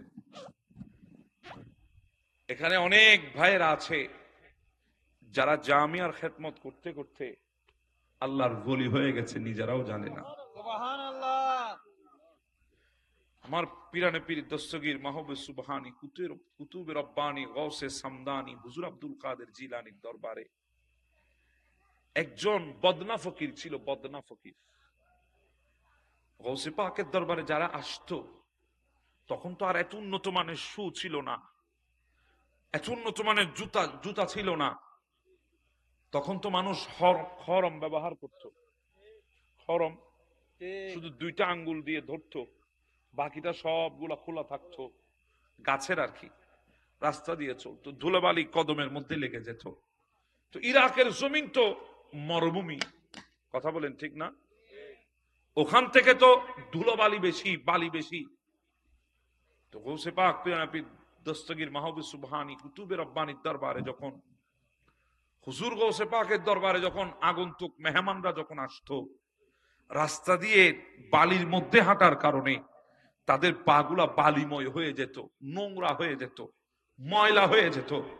তখন ওই বদনা ফকির বদনার মধ্যে পানি নিয়ে নিয়ে ওই গৌসে পাকের মেহমানদেরকে পা ধুয়ে এরপরে ভেতরে ঢুকাই দিতেন।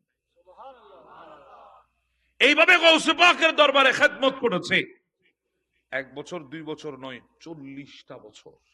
কয় বছর? 40 বছর খেদমত করেছে। 40 বছর খেদমত করেছেন। দেখতেছেন আস্তেছে চোর হয়ে যাচ্ছে আবদাল, আস্তেছে সাধারণ হয়ে যাচ্ছে অসাধারণ, আস্তেছে পাবলিক হয়ে যাচ্ছে আল্লাহর বলি। সুবহানাল্লাহ। কারণ দরবারটা তো সেই দরবার, কথা বলেন ঠিক না? যারা আসে খালি হাতে যাওয়ার সময় তারা থলে ভর্তি নিয়ে যায়, এটা তো সেই দরবার। আসতেছে আর নিয়ে নিয়ে যাচ্ছে। এই বদনা ফকির বলে আমি তো 40 বছর খেদমত করলাম, কিছু তো পাইলাম না, আর থাকবো না, আমিও চলে যাব, আমি আর থাকবো না। মানুষ আসতেছে নিয়ে নিয়ে চলে যাইতেছে, আমি তো 40 বছর কিছুই তো পাইলাম না, আর থাকি লাভ কি, আমি চলে যাব। গেলেন গৌসে পাকের কাছে, হুজুর আমাকে বিদায় দিন, আমি চলে যাব, কিছুই তো পেলাম না। গৌসে পাক মুস্কি মুস্কি হাসে, পাস নাই? বলে না। ঠিক আছে যা, তুই চলে যা, তুই যাবি গা, অসুবিধা নাই, দরবার যদি থাকে গোলামের অভাব নাই। কথা বলেন ঠিক না? যা, চলে যা, অসুবিধা নাই। চলে গেল ওই বান্দাটা। যাওয়ার পরে 2 জন কুতুবের সাথে দেখা রাস্তার পাশে। 2 জন কুতুবের সুরত সিরত দেখে, তাদের ইবাদত বন্দিগি দেখে ওই বদনা ফকির আকৃষ্ট হয়ে গেলেন। বলে ওখানে তো কিছু পাই নাই, ইনাদের সাথে থেকে কিছু পাই কিনা দেখি। হুজুর আমি আপনাদের সাথে থাকবো। বলে পারবে না? বলে হুজুর আমি পারবো, যদি আমার সাথে থাকতে হয় 2টা কাজ করতে হবে। কি কাজ? একটা কাজ হচ্ছে ক্ষুধা লাগলে বলা যাবে না, ক্লান্তি হলে বিশ্রাম নেওয়া যাবে না।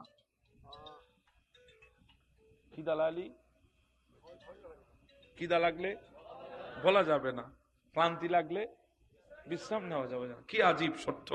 ওই বদনা ফকির বলছে ঠিক আছে অসুবিধা নাই, আমি মেনে নিলাম, আগে মেনে নি, আগে যোগ দি, পরেরটা পরে দেখা যাবে। আমাকে তো না খেয়ে রাখবে না। শুরু করেছেন হাঁটা, হাঁটতে হাঁটতে হাঁটতে 24 ঘন্টা রাত আর দিনে 24 ঘন্টা সফর করেছেন, আর শেষমেশ পাচ্ছে না, আর পাচ্ছে না, ক্ষুধা লেগে গেছে। 24 ঘন্টা না খেয়ে থাকতে পারবেন? জি বলেন, পারবেন না। 24টা ঘন্টা হাঁটতে হাঁটতে ক্ষুধা লেগে গেছে, আর পারছে না। বলে হুজুর আর পারছি না, আমাকে কিছু খেতে দেন। তখন কুতুব বলে উঠলেন, কিরে তোমাকে বলছিলাম আমাদের সাথে থাকতে হলে ক্ষুধা লেগেছে কথা বলা যাবে না। বলে হুজুর আমি এখন যদি মারা যাই এই দায়ভার কে নেবে? আপনারা তো আল্লাহওয়ালা মানুষ, আপনাদের সামনে আমি মারা যাব, এটা আপনারা সহ্য করবেন কিভাবে? হুজুর একটু কিছু খেতে দেন। তখন একজন কুতুব জায়নামাজ বিছিয়েছেন, জায়নামাজ বিছিয়ে আল্লাহর দরবারে ফরিয়াদ করেছেন। জায়নামাজ তুলতে দেখে ওই জায়নামাজের নিচে বড় একটা রুটি। বলি না সুবহানাল্লাহ, বড় একটা কি রুটি। রুটি, এই রুটিটা দেখে ওই বান্দাটা মহাখুশি, বলে খা, তাড়াতাড়ি খাই নে। রুটিটা খাইলো, পেট ঠিক আছে। বলে হুজুর পারবো এখন, চলো আবার। আবার যেতে যেতে রাতে দিনে 24 ঘন্টা, আবারও ক্ষুধা লেগে বসে আছে। যখন ক্ষুধা লেগেছে তখন বলছে হুজুর আবারও খিদা লেগেছে, একটু কিছু দেন।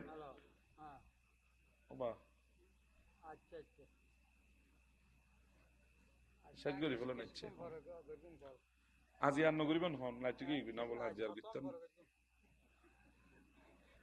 আল্লাহুম্মা মোবাইল বন্ধ করে দাও, দা ডিস্টার্ব করিব মানছে না বুঝবি।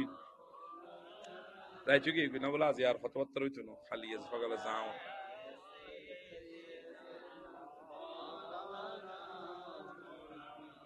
একটু আমার দিকে খেয়াল করেন।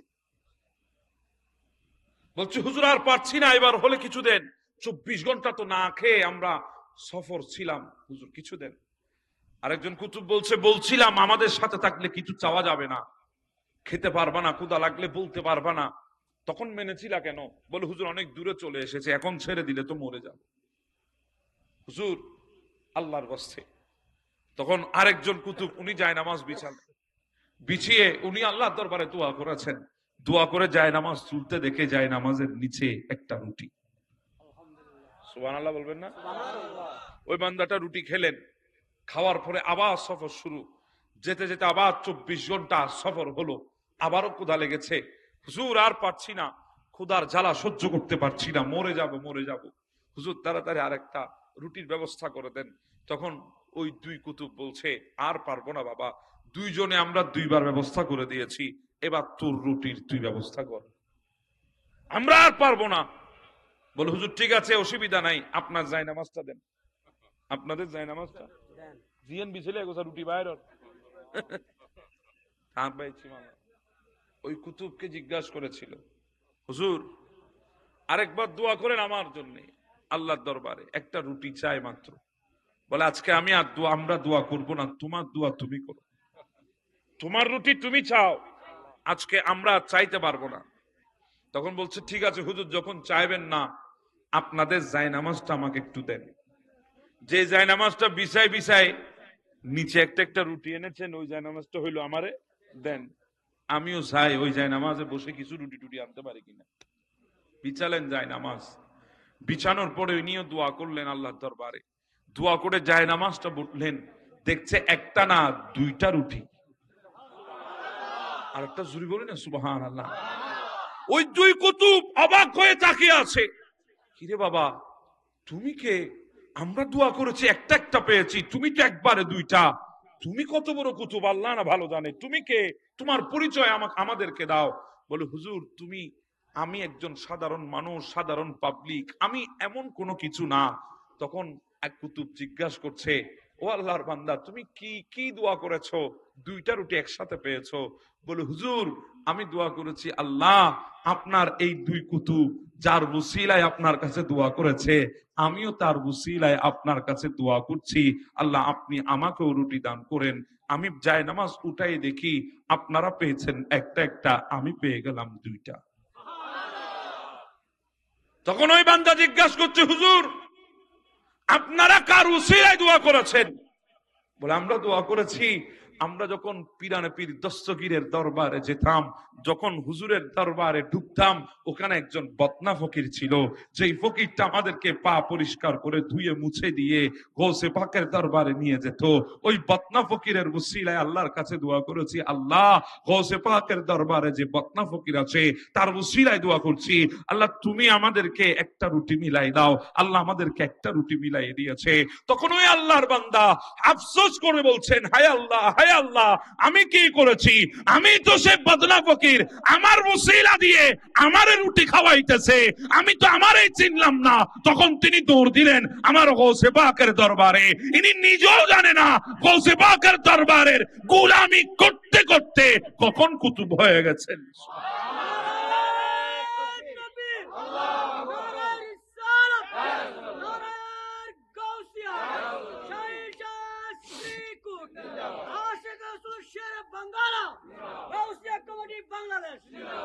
এটাকে বলা হয় প্রদানকৃত।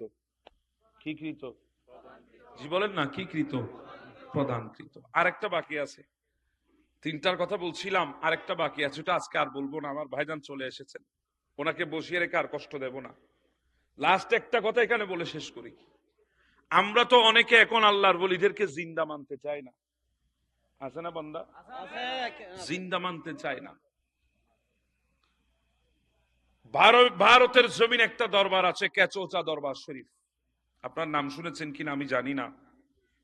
বিরাট এক দরবার, আমি গুনাহগার সেখানে যাওয়ার সুযোগ হয়েছে। সেখানে একজন আল্লাহর ওলি আছে, জিন্দা পীর ফতুল্লাহ রাদিয়াল্লাহু তাআলা। জিন্দা পীর ফতুল্লাহ, উনি দুনিয়া থেকে বিদায় হয়েছেন মঙ্গলবার। কি বার বললাম? মঙ্গলবার দুনিয়া থেকে বিদায় হয়ে গেছে। ইনাকে খাটের মধ্যে শোয়ানো হলো, মুখের উপরে চাদর দিয়ে রাখা হলো। ভক্ত মুরিদ আশেকান এনারা এসে সেখানে তালিল পড়ছে, কোরআনুল কারীমের খতম আদায় করছে। কেউ দেখার জন্য এসেছে, কিন্তু ওনার ঘরে, ওটা তো হিন্দুস্তান, ওখানে তো আমাদের হিন্দু ধর্মাবলম্বী সংখ্যা বেশি।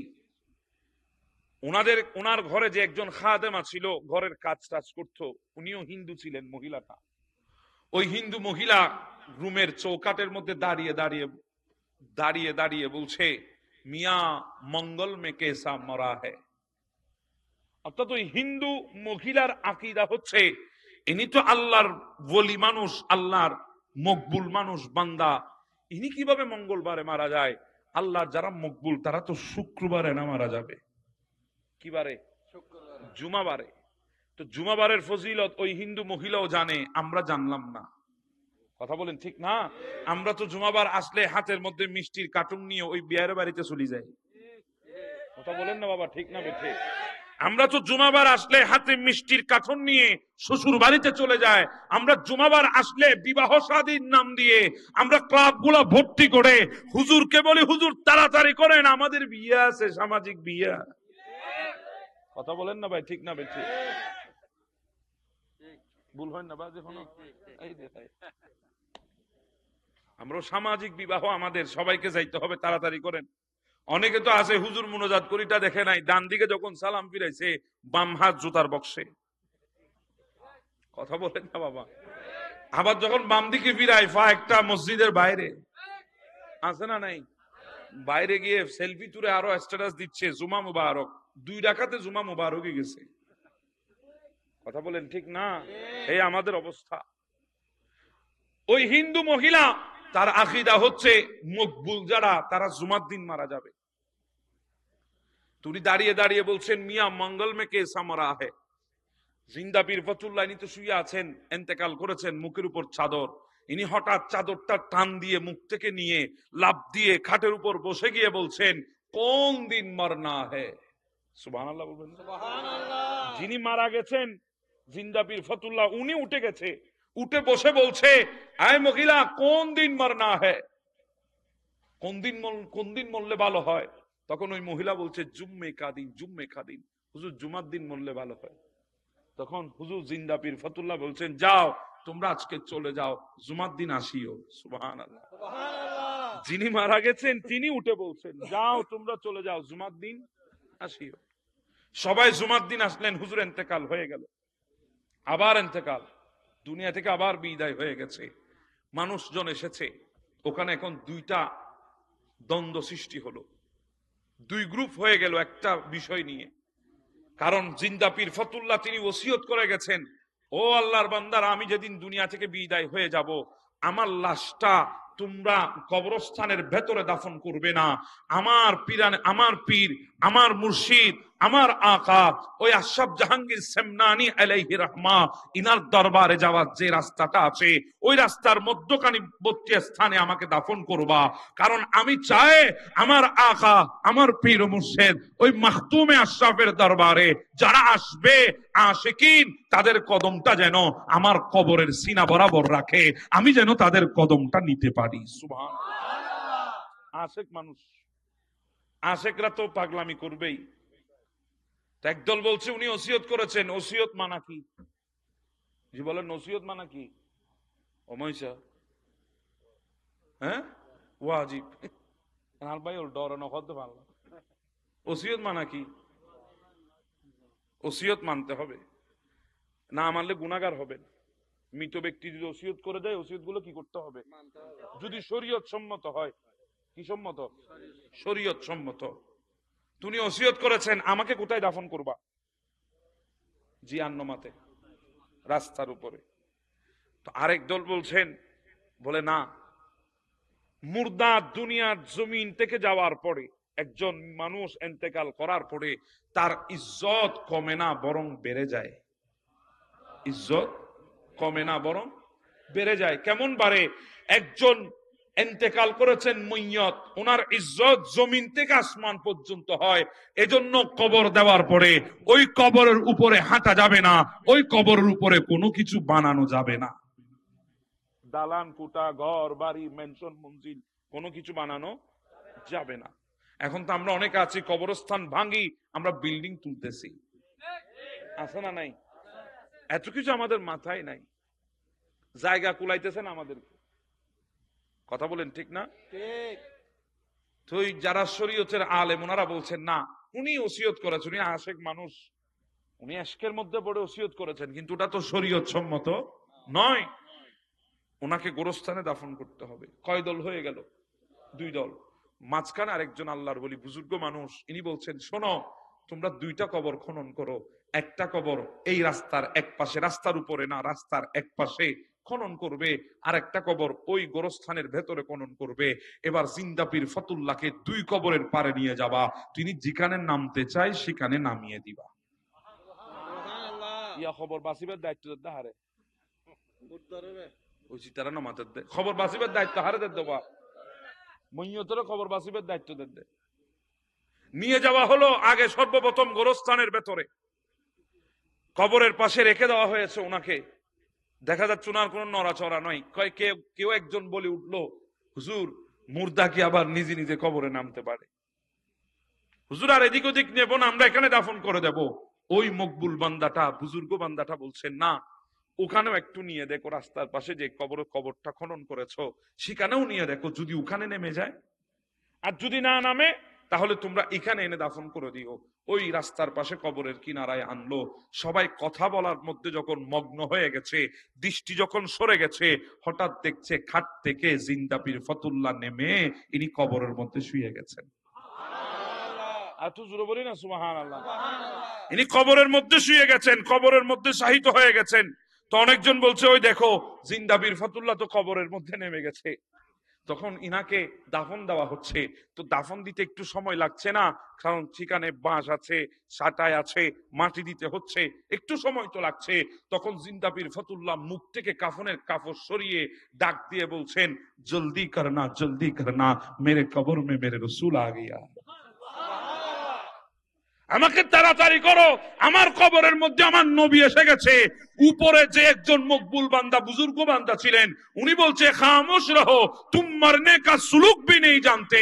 ওগো জিন্দা পীর ফতুল্লাহ, তুমি চুপ থাকো, মরলে মানুষ কি করতে হয় সেটাও তুমি জানো না, মরলে তো চুপ করে থাকতে হয়, তুমি তো চুপ করে নাই, তুমি তো কথাবার্তা বলতেছো, অতএব তুমি কথাবার্তা বলিও না, চুপ করে থাকো। সুবহানাল্লাহ। এখন এখানে অনেক ভাইরা বলবেন হুজুর এগুলা বানায় বানায় কোত্থেকে বলেন? এগুলা আমি যখন বানায় বলছি, তাহলে আপনি গিয়ে আবু নঈম ইসফাহানি, উনি দালাইলুন নবুয়ার মধ্যে লিখেছেন, আমার নবীর এক সাহাবী রবি বিন হিরাস রাদিয়াল্লাহু তাআলা, ইনি দুনিয়া থেকে বিদায় হয়ে গেছেন। ইনার কাফন দেওয়ার জন্য ইনার ভাই দোকানে গিয়েছে কাফনের কাপড় আনতে। দেরি যখন হচ্ছে, রবি বিন হিরাস দুনিয়া থেকে বিদায় হয়ে গেছে, মুখের উপর চাদর দিয়ে ইনার লাশকে শোয়ে রাখা হয়েছে। উনি হঠাৎ করে চাদরটা টান দিয়ে বলছে, ফাইন্নান নবিয়্যা সাল্লাল্লাহু আলাইহি ওয়াসাল্লাম ইয়ান্তাজিরুস সালাতা আলাইয়া। ও দুনিয়ার মানুষ, তাড়াতাড়ি আমাকে কাফনের কাপড় দাও, আমার নবী জানাজার মাঠে এসে আমার জন্য অপেক্ষা করতেছে। সুবহানাল্লাহ। এবার বলেন আপনি, আমারটা আপনি মানবেন না, কিন্তু আবু নঈম ইসফাহানি উনার দালাইলুন নবুয়ার কথা তো আপনি খণ্ডাতে পারবেন না। রবি বিন হিরাস রাদিয়াল্লাহু তাআলা আনহুর কথাটাকে তো আপনি ফেলে দিতে পারবেন না।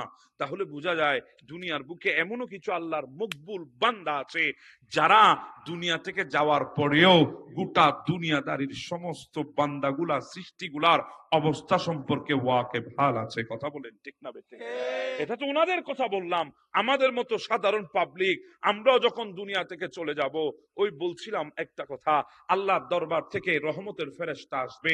যখন নেককার দুনিয়া থেকে বিদায় হবে, 2 লাইন ধরে ফেরেশতা বসে যাবে, মাদ্দাল বাসার, চোখের দৃষ্টি যদ্দূর যাবে তদ্দূর ধরে ওই রহমতের ফেরেশতা 2 লাইন ধরে বসে যাবে।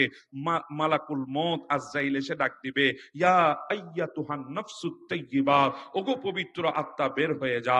তখন পবিত্র আত্মা বের হয়ে যাবে, হাতের মধ্যে আজরাইল আলাইহিস সালাম সেকেন্ড পরিমাণ, চোখের পলক পরিমাণ রাখতে পারবে না। ওইদিকে ওই রহমতের ফেরেশতার দল দৌড় দিয়ে আসবে, এসে বলবে, ওগো মালাকুল মউত, ওই রূহটাকে আমাদেরকে দিয়ে দাও। বলে কেন? বলে কাফনুন মা কাফনুন মিন আকফানিল জান্নাহ, হানুতি মিন হানুতিল জান্নাহ, আমরা জান্নাত থেকে কাপড়ের কাপড় নিয়ে এসেছি এই নেককারের রূহটাকে নিয়ে যাওয়ার জন্য। জান্নাত থেকে সুগন্ধি এনেছি এই নেককারকে সুগন্ধি দেওয়ার জন্য। নিয়ে যাবে প্রথম আসমানে, চারিদিকে সুগন্ধি ছড়িয়ে পড়বে। বাকি ফেরেশতাগুলো জিজ্ঞাসা করবে এটা কে? তখন ওই রহমতের ফেরেশতা জবাব দেবে, ফুলান ইবনে ফুলান, অমুকের বেটা অমুক। প্রথম আসমান, দ্বিতীয়, চতুর্থ, পঞ্চম, ষষ্ঠ, সপ্তম আসমান পেরিয়ে যখন উপরে যাবে, আল্লাহ বলছে, ও আমার ফেরেশতা থামো, আর উপরে আনিও না। আমার বান্দার আমলটা ইল্লিয়িন নামক একটা জগৎ আমি রেখেছি সপ্তম আসমানের উপরে, ওখানে লিপিবদ্ধ করে দিয়ে আমার বান্দার রূহটা নিয়ে যাও, যেখানে তাকে দাফন করা হচ্ছে সেখানে রূহটা তাকে আবার দিয়ে আসো। তাহলে কি বুঝলেন? রূহ আবার আসবে, রূহ আবার কবর দেওয়ার পরে রূহ আবার আসবে। না আসলে জিজ্ঞাসা কাকে করবে? মান রব্বুকা, জিজ্ঞাসা কাকে করবে? মা দীনুকা, জিজ্ঞাসা কাকে করবে? মা হাযার রাজুলু আল্লাযী বুইসা ফীকুম, কাকে জিজ্ঞাসা করবে? মৃতকে তো জিজ্ঞাসা করে না, জীবিতকেই তো জিজ্ঞাসা করে। সুবহানাল্লাহ বলবেন না? তো এটা তো নেককারের কথা বললাম, যার জান কবজ করা হবে। ইয়া আইয়াতুহান নাফসুল খাবিথা বলে, ও গুনাহগারের রূহ বের হয়ে যা আল্লাহর শাস্তির জন্য। ওই গুনাহগারের রূহটাও ওই জাহান্নামের ফেরেশতারা এসে নেবে, আগুনের বস্তার মধ্যে নিয়ে যাবে প্রথম আসমানে, দুর্গন্ধ ছড়াবে। ফেরেশতারা জিজ্ঞাসা করবে কে? বলে ফুলান ইবনে ফুলান, অমুকের বেটা অমুকের রূহ। প্রথম আসমান বরাবর নিয়ে যাবে। আল্লাহ বলে প্রথম আসমানের উপরে আর আনবি না, দুর্গন্ধ ছড়াচ্ছে, এটাকে জমিনে নিয়ে যা। জমিনের নিচে সিজ্জিন নামক একটা জায়গা আছে গুনাহগারের আমল রাখার জন্য, ওখানে তার আমলটা রেখে রূহটা তাকে যেখানে দাফন করেছে সেখানে দিয়ে আয়। তাহলে বোঝা গেল গুনাহগারকেও রূহ ফেরত দেওয়া হবে, গুনাহগারকেও রূহ ফেরত দেওয়া হবে। তো অতএব এবার বুঝেন, কবর দেওয়ার পরে সবাই কি জিন্দা? কবর দেওয়ার পরে মইয়ত দেখে, শুধু দেখে না, আমরা যে রাস্তা দিয়ে হাঁটি অনেক সময় আমরা স্যান্ডেলের আওয়াজ শুনতে পাই না, কিন্তু গোরস্থানের মুর্দাগুলো স্যান্ডেলের আওয়াজ পর্যন্ত শুনতে পায়। কথা বুঝতেছেন আমার কথা? তা আল্লাহ পাক আমাদেরকে আল্লাহর ওলির শান গুলা বুঝার তৌফিক দান করে দিন। ভাইয়েরা বিষয় দিয়েছেন, আমি যদ্দূর পেরেছি বলার চেষ্টা করেছি। আল্লাহ পাক সেই মোতাবেক আমাদেরকে আমল করার তৌফিক দান করে দিক। আমিন। ওয়া আখির দাওয়ানা আনিল হামদুলিল্লাহি রাব্বিল আলামিন। আসসালামু আলাইকুম ওয়া রাহমাতুল্লাহ। মারহাবা মারহাবা।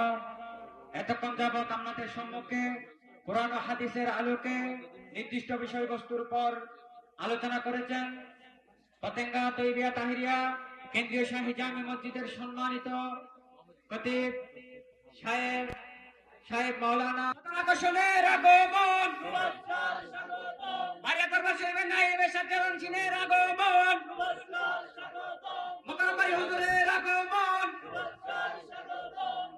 মারহাবা মারহাবা। আমাদের মঞ্চে এসে উপস্থিত হয়েছেন আজকের মাহফিলের সম্মানিত প্রধান আকর্ষণ, এদেশের লাখো কোটি সুন্নি জনতার প্রাণের স্পন্দন, আলামিন বাড়িয়া দরবার শরীফের নায়েবে সাজ্জাদান আসীন শেখ মাওলানা সৈয়দ মোকাররম বাড়ি মাদ্দাজিল্লাহুল আলী। সকলে বলে উচ্চ স্বরে মারহাবা। আলহামদুলিল্লাহ বলি সবাই, আরো জোরে বলি, মোহাব্বতের আওয়াজে বলি আলহামদুলিল্লাহ। ও মার ইতে গরম গিয়ে যখন ইতে বুঝের মাহফিলুর আদব, শুধু টুবিও নওয়াজে দিতে। আল্লাহুম্মা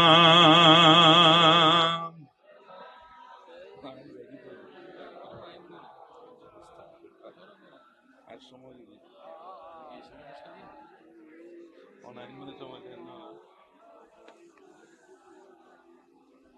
আপনারা আমার দিকে মনোযোগ আছে না? আর বদ্দার মিকে গিয়ে বের করুন ওবা গিয়া করুন ওবা মাহফিল